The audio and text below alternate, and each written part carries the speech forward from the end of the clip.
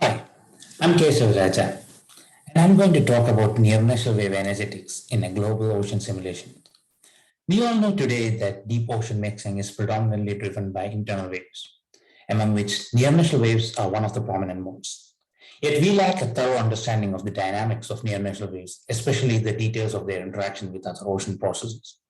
Shown in this chart here is the internal wave part of the abyssal recipe. The tides and the winds are the main sources of energy for internal waves in the ocean.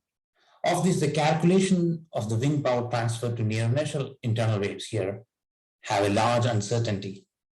Similarly, the fate of the propagating in near-inertial wave energy and its modulation by the background eddies are also topics of active research today.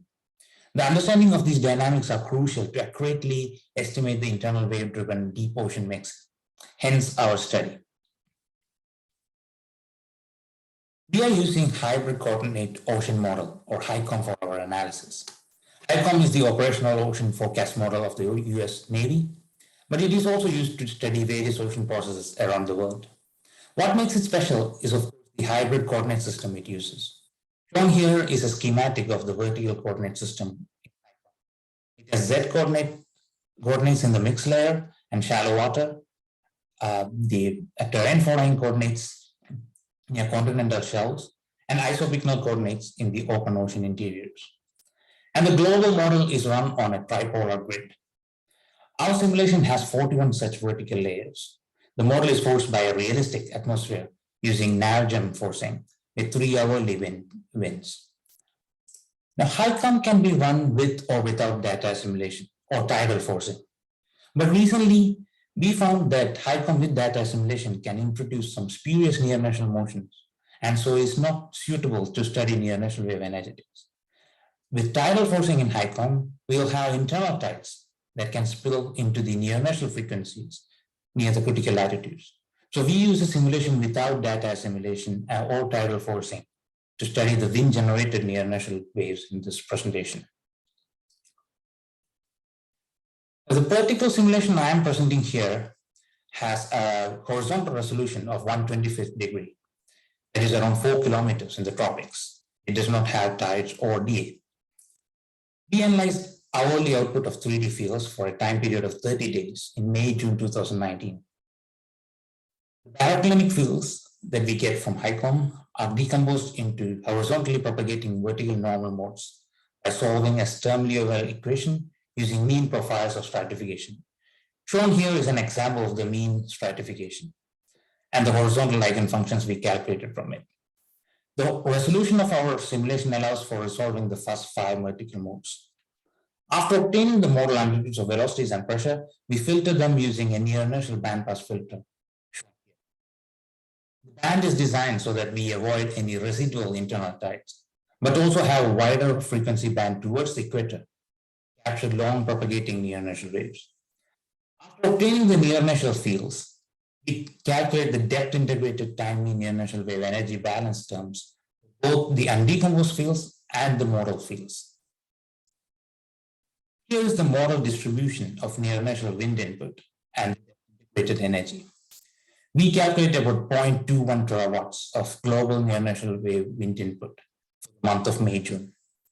And of this, only 30% is projected on the first 5 vertical modes. And on the right here is the global depth integrated near-inertial wave energy summing up to 196. And about 60% of it projects on the first 5 modes.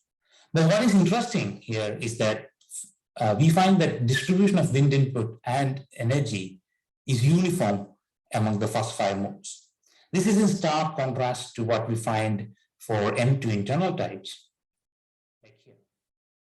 This is the modal distribution of tidal conversion and depth integrated energy for M2 internal tides.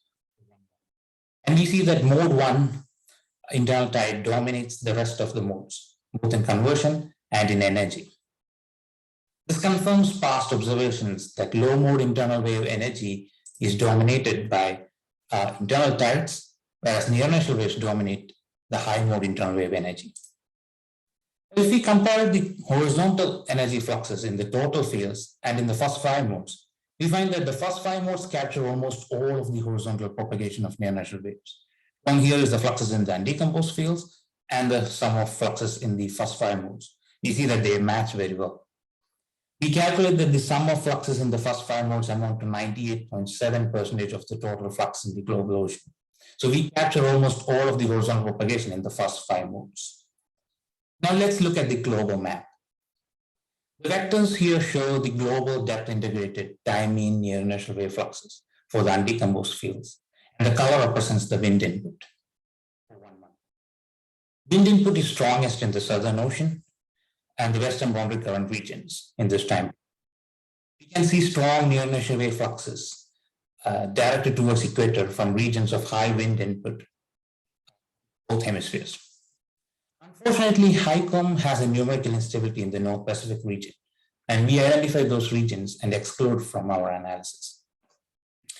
Here, most of these strong fluxes are from the first mode. So let's look at the mode 1 flux map. We see largely the same pattern here. The color in this plot represents the mode 1 flux magnitude, and the vectors show the mode 1 fluxes. What is remarkable here is that although most of the mode 1 fluxes are directed towards the equator, not all fluxes reach the equator, but rather get blocked at some of these east-west oriented oceanic ridges, like the mid-ocean, the Hawaiian ridge here, the mid-Atlantic ridge, the Azores Plateau, the French Polynesian Islands, the Salazar-Gomez or Nazca ridges, and the Valdes Ridge, and so on. These east-west oriented oceanic ridges cast a kind of near-inertial shadow in the ocean. We should expect to find less near-inertial energy in the equatorward side of these ridges.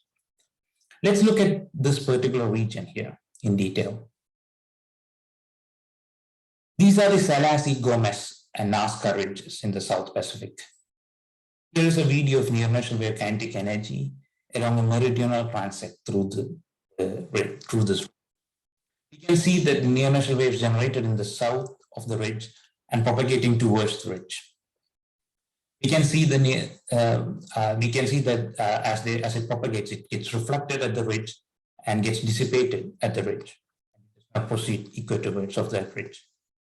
These ridges in the South Pacific block near-inertial fluxes of about 500 watts per meter on average.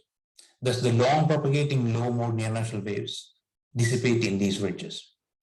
Speaking of dissipation, the wind power input to near-inertial waves can dissipate either locally or propagate long distances and dissipate totally, as we saw.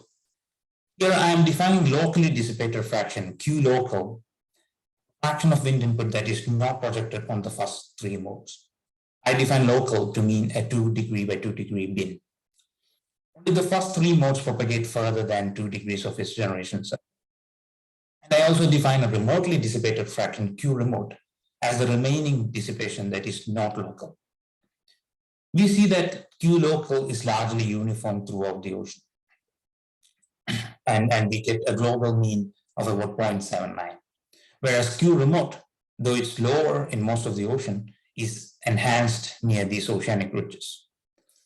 Hence, these ridges are the sites of dissipation for most of the low mode near-inertial wave energy that propagate long distances and dissipate remotely. Apart from topographic features, near-inertial wave energy can be modulated also by the background eddies. We now know that background vorticity can change the effective Coriolis frequency as shown in this equation, where zeta is the vertical vorticity of the background flow and f is the Coriolis frequency. Since near-inertial waves can propagate only to regions where f effective is lower than the wave frequency, they get trapped in regions where zeta over f is negative, anticyclonic eddies. We will check that effect of this on near-inertial wave energetics in our simulation. Shown here is the distribution of near-inertial wave energy terms with respect to the background relative vorticity. The negative means anticyclonic and positive means cyclonic vorticity. This is for the global ocean.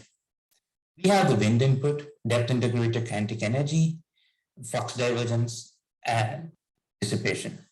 The black line represents the undecomposed fields, and the red line is for the sum of the first 5 modes. The colors are the modal fields.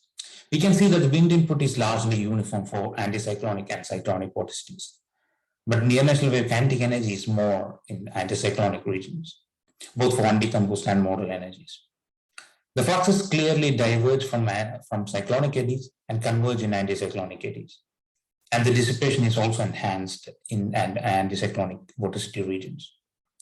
To see the distribution of modal energy terms better, we normalize the terms here in the right column. You can see that the high modes, mainly mode 3, 4, 5, are affected more by the background vorticity. The difference of near-inertial wave kinetic energy in the undecomposed and the modal fields is the residual kinetic energy. This represents the kinetic energy that is not projected on the first 5 modes and that do not propagate horizontally. If you look at it closely, say in a region of the ocean, we see that the residual kinetic energy is trapped in anticyclonic eddies, and they propagate downwards in the anticyclonic course. I'm showing the vertical near-inertial wave flux at a depth of 500 meters here. And we can see that the vertical flux is enhanced in anticyclonic eddies as well. And here is the global trend of residual kinetic energy with vorticity. They are enhanced in anticyclonic vorticity regions. The downward flux is also enhanced in anticyclonic regions. And most of the residual kinetic energy is found in regions with high downward near-inertial wave fluxes. So to conclude, we have determined the modal distribution of near-inertial wave energy terms. This is the first such calculation in a global simulation with background eddies. We find that even though most of the fluxes project on the first 3 modes, only about 20% of the wind input and 40% of the energy is in the long propagating low modes. This is why near-inertial waves dominate the high mode internal wave energy in the ocean. We found that the low mode near-inertial waves propagate long distances equator, but they get blocked and dissipated by many east-west oriented oceanic ridges, while the high modes dissipate close to their generation sites, that is locally. Hence, the locally dissipated fraction is uniform in the global ocean, while the remotely dissipated fraction is low everywhere except near the ridges. And we confirmed that the high mode near-inertial wave energy get trapped in anticyclonic eddies where they eventually dissipate. For the first time in a global ocean model, we presented the distribution of near-inertial wave energy with respect to background vorticity. That's all I've got to say. Thank you. For more information, please check out my recent paper here and feel free to contact me, Keshav Raja,